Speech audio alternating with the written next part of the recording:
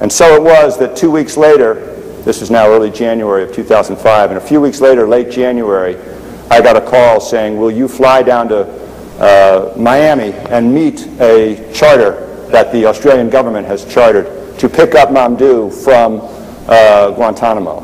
And I am the over 500 prisoners have been released from Guantanamo, and I am the only lawyer who's had the privilege to accompany a client home. I don't know why, but I am the only one who's been allowed to do this. And I met them there at the Miami Charter Airport, and we flew to Guantanamo, and we picked up Mamdouh. And just before he boarded the plane, he was told that he was being sent to Egypt. And he saw me, and he realized he wasn't going to Egypt. He didn't know that I was coming. And we flew home. When we flew to Sydney, it was a completely uneventful flight. I slept, he slept, the 4 security guards from Australia slept. We had free run of the plane. He could get up, walk around. He wasn't shackled. He wasn't restrained.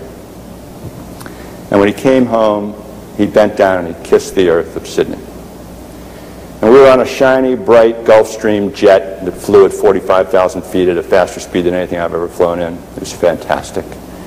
And when we arrived, unbeknownst to me, my co-counsel had arranged for a small commercial plane, a little personal plane, to take us, avoid the media scrum, and to take us from the Sydney airport to where Mamdouh and his family lived, closer to where Mamdouh and his family lived.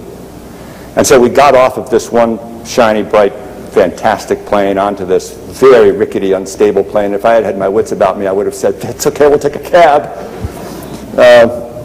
And we climbed up the steps, and he was walking in front of me, and he got to the top of the steps, and he looked in, and he saw in the 3rd row of a 3-row seat his wife sitting in the back.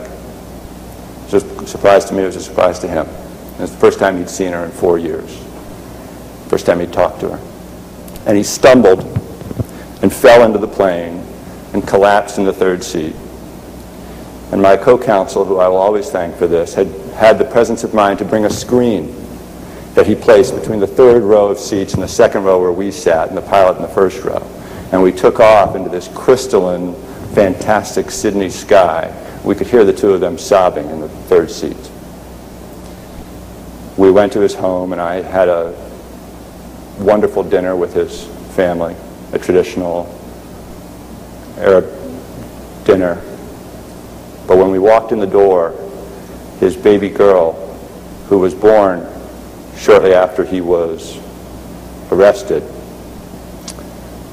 ran up and launched herself onto his leg and grabbed hold of his leg and held on to it the whole evening until dinner.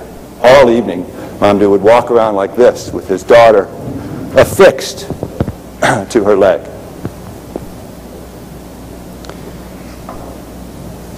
When we think about this detention policy, I encourage, and when we think about what we have to do going forward, I encourage all to reflect that these are human beings we are dealing with. Thank you very much.